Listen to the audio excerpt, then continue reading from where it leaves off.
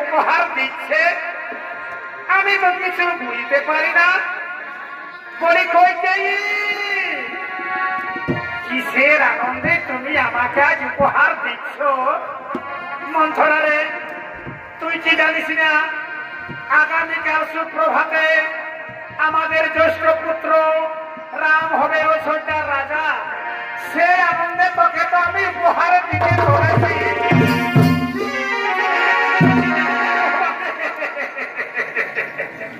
ও বাবলো, কোন মারি ভয়া মারিয়েছিল আমার কোমরটা যে একেবারে রচমচ হয়ে গেল গো। আমাকে ঘরে যাইয়ে বুড়া নাই কত গাড়ি দেখো। বলি কি বললে রানী? রাম রাজা হবে সেই আনন্দে আমাকে উপহার দিচ্ছ, কিন্তু তুমি কি জানো রাম যদি রাজা হয় তাহলে তোমার পুত্র ভরত হবে না। মন্থরা, তুই এ কথা বলিস না রে। আমাদের জ্যেষ্ঠ পুত্র রাম আমার পুত্র ভরতকে সে যে প্রাণের চেয়েও বেশি ভালোবাসে।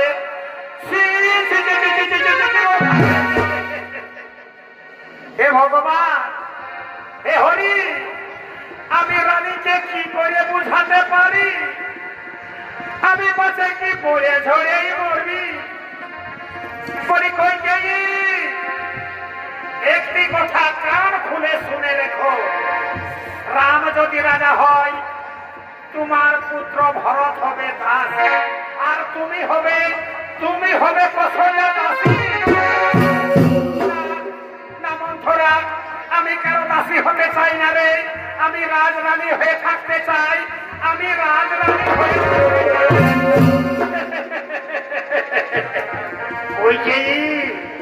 তুমি যদি রাজরানী হয়ে থাকতে চাও তাহলে তোমার পুত্র ভরতকে তুমি অযোধ্যার রাজা করো। মন্থরা, এ তুই কি বলছিস? মন্থরা, আমার পুত্র ছোট, সে কেমন করে অযোধ্যার রাজা হবে? তুই একটু আমায় বুঝিয়ে বল। বলবো রানী, অবশ্যই বলবো। আমি তোমাকে কোলে পিঠে করে মানুষ করেছি। আমি সারা জীবন তোমার সঙ্গে রয়েছি। আমি তোমার দুঃখ, তোমার যন্ত্রণা আমি কি সহ্য করতে পারবো? শোনো রানী, তোমার মনে পড়ে সেই দিনের কথা? দেবাসুর সংগ্রামের সময় মহারাজ দশরথ অজ্ঞান হয়ে পড়েছিল। তখন তুমি তাকে অতি সেবা যত্ন করেছিলে, তবে মহারাজ জীবন ফিরে পেয়েছিল। তখন মহারাজ তোমায় দুটি বর দিতে চেয়েছিল। সে নাও রানী, সেই দুটি বর মহারাজের কাছে।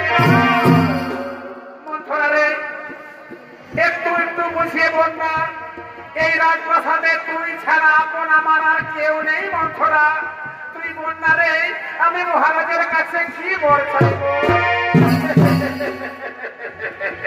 বলবো, অবশ্যই বলবো। রানী, তোমার প্রথম বর হবে তোমার পুত্র ভরতকে তুমি করো অযোধ্যার রাজা। আর দ্বিতীয় বরে রামচন্দ্রকে দাও 14 বছর। মন্থরা, কিন্তু মহারাজকে মেনে নেবে এই কথা? মহারাজ কি মেনে নেবে? মানবে, অবশ্যই মানবে রানী। সূর্য বংশের রাজা যদি একবার প্রতিজ্ঞা করে ফেলে না অবশ্যই প্রতিজ্ঞা পূর্ণ করবে। শোনো রানী, মহারাজ দশরথ এক্ষুনি তোমার সঙ্গে দর্শন করতে আসবে। একটি আমার কথা শুনে রেখো, তুমি মায়া কান্না করো, খুলে ফেলো সাজগোজ, খুলে ফেলো অলঙ্কার, মাটিতে পড়ে থাকবে। মহারাজ এসে বলবে, রানী কইকেয়ী, আমি তোমাকে মনে প্রাণে ভালোবাসি, কিন্তু সাবধান, মহারাজের সঙ্গে তুমি কিছুতেই কথা বলবে না যতক্ষণ পর্যন্ত না রামের শপথ নিয়ে প্রতিজ্ঞা করছে।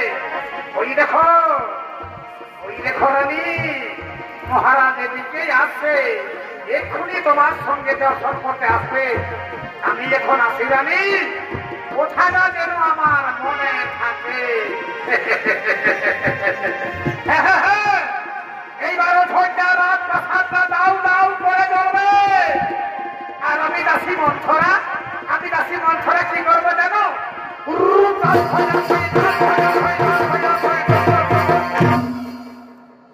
জয় সীতারাম। এ বাবু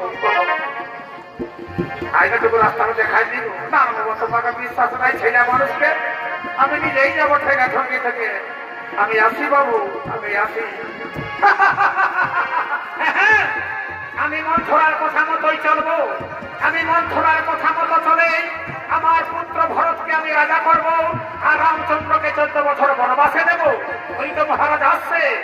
আমি আমার সমস্ত অলঙ্কার খুলে দিয়ে আমি মায়া কান্না করবো, আমি মাটিতে পড়ে থাকবো, আমি মাটিতে পড়ে থাকবো।